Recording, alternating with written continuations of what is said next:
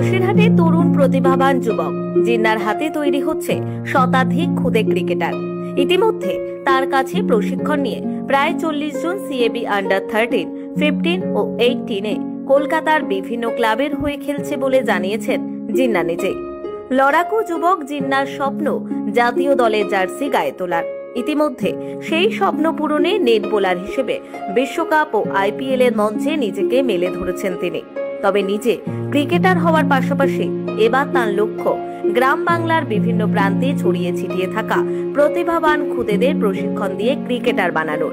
সেই লক্ষ্যেই জিন্না এবার বসিরহাটের বেগমপুর মাঠে খুদে ক্রিকেটারদের তালিম দিতে খুলেছেন এক বিশেষ প্রশিক্ষণ কেন্দ্র, যার নাম গ্রিনফিল্ড একাডেমি।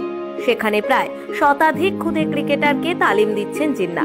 এর পাশাপাশি বসিরহাটের ভ্যাবলা এবং মিনাখার বকচোরাতেও খুদেদের নিয়ে ক্রিকেট কোচিং শুরু করতে চলেছেন এই ক্রিকেটার।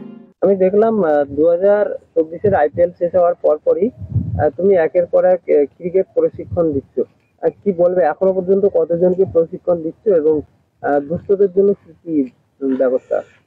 কলকাতায় তো এখন খেলা চলছে, ঠিক আছে। খেলার পাশাপাশি নিজের সময় সুযোগ বাঁচিয়ে যতটুকু সময় পাই এদেরকে প্রশিক্ষণ দিই, ঠিক আছে। আর এই গ্রিনফিল্ড ক্রিকেট একাডেমির থেকে এবছর আন্ডার 13, আন্ডার 15, আন্ডার 18 টোটাল ঘরে ঘরে প্রায় 40-এর অধিক ছেলে চান্স পেয়েছে। আর দুস্থ গরিবদের জন্য সম্পূর্ণ ছাড় আছে। এখানে অনেক ছেলেই তাদের আরো দিলে ভালো হয়, টাকা পয়সা কোনো কিছুই নেই, তাদের দিয়ে আমরা প্র্যাকটিস করাই। এরকম কতজন আছে?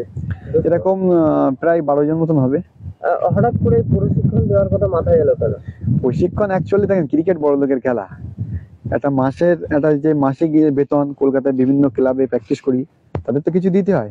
সেই টাকাটা তো আমার একটু এদিক ওদিক করে উপার্জন করতে হবে। সেটা কোচিং এর মাধ্যমে যতটা ওঠে, সামান্য কিছু ওঠে, ঠিক আছে, সেটা ওখানে দিই। বলের খরচ আছে, ব্যাটের খরচ আছে, বিভিন্ন কিটসের খরচ আছে, খাওয়া দাওয়া। গ্রামের ছেলেরা অনেক হার্ট অ্যান্ড শক্তিশালী হয়, এদের পিছনে একটু খাটলে আশা করি এরা কলকাতা মাঠ দাপিয়ে খেলবে। আমাদের তেমন কোনো সোর্স বা কিছু নেই, আমরা চেষ্টা করছি নিজের খেলার পাশাপাশি চেষ্টা করছি এদেরকে বিভিন্ন ক্লাবে ট্রায়ালে পৌঁছে দেবো। ট্রায়াল ওরা ভালো খেললেই ওরা নিশ্চয়ই সুযোগ পাবে। আজ কলকাতায় বিভিন্ন ক্লাবে সব সিএবিতে আন্ডার 13, 15 খেলছে। আমার মূল লক্ষ্য গ্রাম বাংলার থেকে শুধু ক্রিকেট না, ফুটবল, ক্রিকেট, যতগুলো গেম আছে সবকিছু যদি কোনোভাবে যোগাযোগ করে ওপরের দিকে একটু করতে পারি, আশা করি ওরা মূল স্রোতে পৌঁছতে পারবে। আইপিএলে খেলিনি, আইপিএলে নেট বোলার ছিলাম। আমি 4 বছর আইপিএলে নেট বোলার ছিলাম। 24-এ শেষ করলাম, 23-এ ওয়ার্ল্ড কাপ নেট বোলার ছিলাম। আর কলকাতার এখন একটা সেকেন্ড ডিভিশন ক্লাবে খেলছি, ঠিক আছে। রেজিস্ট্রেশন হয়ে গেছে, জেলার একটা ফার্স্ট ডিভিশন ক্লাবে সাইন করেছি। 2025-এর আইপিএল থেকে ডাকতেছেন না, এখন তো আইপিএল শুরু হওয়ার অনেক দেরি আছে, ঠিক আছে, সেটা সময় কথা বলবে। এখনো 6 মাস 5 মাস বাকি আছে।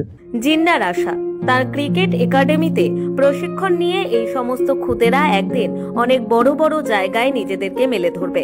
কঠোর পরিশ্রম আর তীব্র ইচ্ছে শক্তি, এই দুই মন্ত্র বলে বাস্তবতার সঙ্গে লড়াই করে নিজেকে এগিয়ে নিয়ে চলেছেন বাংলার তরুণ ক্রিকেটার জিন্না মণ্ডল।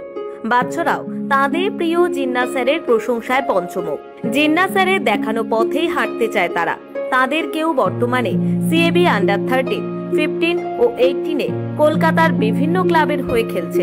স্বপ্ন দেখছে অনেক বড় ক্রিকেটার হওয়ার। 40-50 জন শিখে।